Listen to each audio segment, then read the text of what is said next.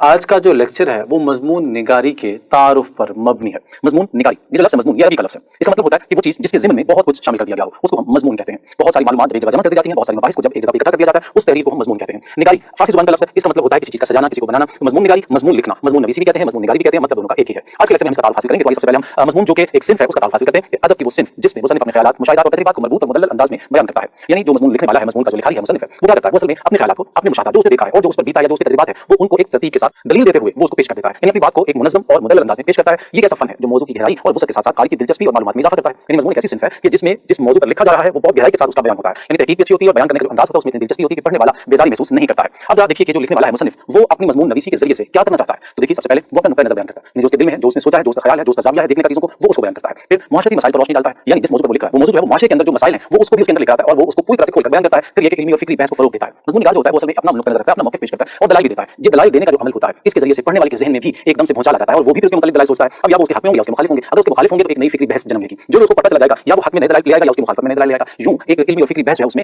फरोग होता है उसका और वो बढ़ती बात आगे तब्दीली की राह हमवार करता है। यानी जो मजमून लिखने वाला है वो दरअसल जो बात कर रहा है वो उस बात के जरिए से जो लोगों के ज़हनों में अपना असर बिठा रहा है। और वो अगर फर्ज़ कीजिए कि मुआशरे के किसी ऐसे मसले के बारे में है जिसको तब्दील होना चाहिए, मुआशरे के अंदर कोई फिक्री तब्दीली की बात वो कर रहा है, तो ज़ाहिर है कि जब वो लोग पढ़ेंगे तो उससे लोगों के ज़हन में तब्दीली पैदा होगी, लोगों के अफ़कार तब्दील होंगे। यही वो रास्ता होता है तहरीर का जो जिसमें मजमून अपना पूरा किरदार अदा करता है और मुआशरे में तब्दीली पैदा करने की राह से हमार हो जाती है। अब हम देखते हैं कि मज़ामीन की बहुत सारी किस्में हैं। इसके उसलूब के हवाले से किस्में हैं, मौज़ूआत के हवाले से किस्में हैं, कई तरह की किस्में हैं मज़ामीन की। कुछ किस्में उसके मौज़ूआत के हवाले से हमने आपके सामने पेश की हैं, जैसे मालूमाती मज़ामीन। मालूमाती मज़ामीन क्या होते हैं? जो सिर्फ मालूमात पेश करते हैं, जिसको पढ़कर आपको बहुत सारी इंफॉर्मेशन मिल जाती है। फिर वाक़याती मज़ामीन होते हैं जिनमें वाक़यात बयान किए जाते हैं और उस पर एक पूरी तहरीर होती है। इसी तरह से इस्तिदलाली मज़ामीन होते हैं, ऐसे मज़ामीन होते हैं जिसमें मुसन्निफ अपने मौक़िफ़ के हक़ में दलाइल पेश करता है, उसको हम इस्तिदलाली मज़मून कहते हैं। साइंसी मज़ामीन जैसे कि आप लोगों ने मवासलात के जदीद ज़राइअ सबक पढ़ा है अपने साल 2 के निसाब में, ये एक साइंसी मज़मून है जिसमें साइंसी मालूमात पेश की जाती है। फिर मिज़ाहिया मज़ामीन होते हैं जिसमें मुआशरे के मसाइल के ऊपर हल्के-फुल्के अंदाज़ में, तंज़ मिज़ाज के अंदाज़ में बात की जाती है, उसको हम मिज़ाहिया मज़ामीन कहते हैं। जैसे कि आप लोग साल अव्वल के निसाब में एक मज़मून पढ़कर आ रहे हैं लाहौर का जोग्राफिया, बदरस बुखारी का मज़मून था, ये मिज़ाहिया मज़मून था। इसी तरह साल अव्वल के निसाब में आप एक सबक पढ़ा है और आना घर में मुर्गियों का, तो ये मिज़ाहिया मज़मून है जो कि मुश्ताक यूसुफ़ी का लिखा हुआ मज़मून है। तारीख़ी मज़ामीन जो तारीख़ी वाक़यात पर मबनी मज़ामीन होते हैं उनको तारीख़ी मज़ामीन कहते हैं। सवाही मज़ामीन कौन से होते हैं? जो किसी की हालात ज़िंदगी को बयान करते हैं, जैसे कि हम शख़्सी ख़ाका लिखते हैं उसको हम सवाही मज़ामीन कहते हैं। जैसे आपने अपने साल 2 के निसाब में नवाब मोहसिन मुल्क पढ़ा है, मौलाना ज़फ़र अली ख़ान पढ़ा है, मौलवी नज़ीर अहमद दहलवी पढ़ा है, ये सब जो मज़ामीन हैं ये शख़्सी ख़ाके को कहते हैं। ये सवाही मज़ामीन की अक़साम हैं। जोग्राफियाई मज़ामीन क्या होते हैं? जो दुनिया के ख़ित्तों के हवाले से और उनके ख़ित्तों में आबादी, उनके जो मौसमी असरात, उनके पेशे, इससे मुताल्लिक़ जो चीज़ें होती हैं, जो ज़मीन पर मौजूद जो चीज़ें हैं उनको जब उसमें कोई ज़िक्र करता है मुसन्निफ़ तो वो जोग्राफियाई मज़ामीन बन जाते हैं। तो ये कुछ किस्में थी जो आपको बता दी हैं। अब जरा आपके सामने कुछ उमूमी हिदायत रखते हैं। मिसाल के तौर पर मज़मून 3 हिस्सों पर मुश्तमिल होता है, ये बात आपने ज़हन में रखनी है। ये वो 3 हिस्से हैं जिनको आपने याद रखना चाहिए कि मज़मून जो है वो इन्हीं 3 हिस्सों पर मुश्तमिल होता है। पहला हिस्सा है जिसको हम इब्तिदा भी कहते हैं, तमहीद भी कहते हैं और तारुफ़ भी कहते हैं, जिसमें मुसन्निफ़ अपने मौज़ू का तारुफ़ करवाता है, उसकी तमहीद पेश करता है, यानी अपने मौज़ू से मुताल्लिक़ जो वो लिखना चाह रहा है, जो बात वो करना चाह रहा है उसका इब्तिदाइया पेश कर देता है। और उसके बाद असल मज़मून या नफ़्स मज़मून या मतन,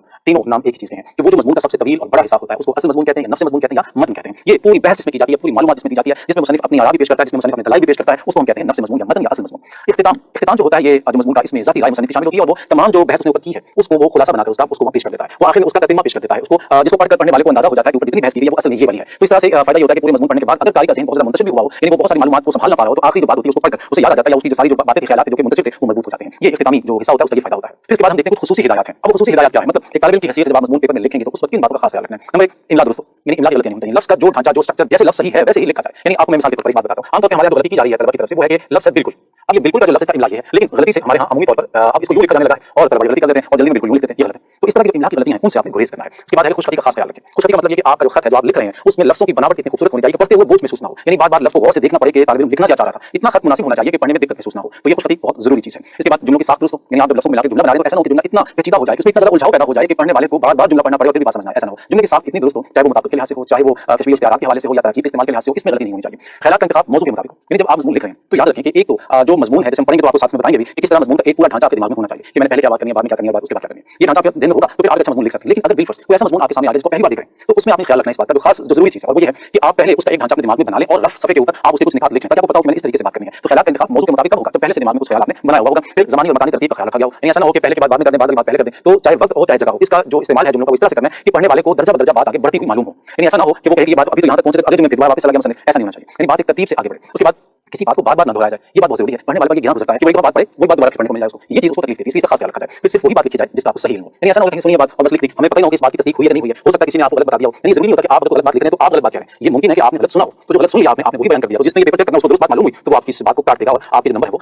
पूरे नहीं मिलेंगे आपको। लिहाज़ा ये खास ख्याल रखा जाए कि सिर्फ वही बात लिखी जाए जिसका आपको सही इल्म हो। लिहाज़ा ये बात ज़हन में रखी जाए कि सही इल्म के लिए या सही बात के लिए सदका बात उसके लिए पढ़ना ज़रूरी है, इसलिए मुताले को बहुत वसी रखा जाए। यानी मज़मून लिखने के लिए एक जो लिखारी है, जो मुसन्निफ़ है, उसका मुताला खुद बहुत वसी होना चाहिए, मुख्तलिफ ज़ावियों से उसके पास उस चीज़ की मालूमात मौजूद हो। अफ़आल और रुमूज़ औक़ाफ़ की अलामत का इस्तेमाल दुरुस्त हो, क्योंकि रुमूज़ औक़ाफ़ जो होते हैं ये आपकी तहरीर को जहाँ मज़ेदार बनाते हैं, तहरीर आपकी मुतहर्रिक नजर आती है, चलती फिरती दिखाई देती है, जुमले आपके जो है खुद ब खुद अपने आप को बयान कर रहे होते हैं, हमें कैसे पढ़ा जाए अगर मुझे ठीक होंगे। इसी तरह अफ़आल का इस्तेमाल बहुत दुरुस्त होना चाहिए, ऐसा ना हो कि हम अनजाने में या तेजी में लिखते हुए कोई बात कर रहे हैं और बात कहीं से कहीं निकल जाए, ये आपका जुमला जो खराब करने का बायस बन सकती है बात। तो आज के लेक्चर में हमने मज़मून निगारी के हवाले से आपको बताया है कि मज़मून अच्छा कैसा होता है, मज़मून की अक़साम क्या है, इसका तारुफ क्या है, फिर आपको बताया कि पेपर के हवाले से जो खास हिदायत है वो क्या है, यानी आपने मज़मून लिखना है तो आपको किन बातों का ध्यान रखना चाहिए। लिहाजा आज के लेक्चर में जितनी बातें आपसे की गई हैं, उम्मीद करते हैं कि आपके लिए कारआमद होंगी। इंशाअल्लाह अगले लेक्चर में आपसे फिर मुलाकात होगी, उस वक्त के लिए अल्लाह हाफ़िज़।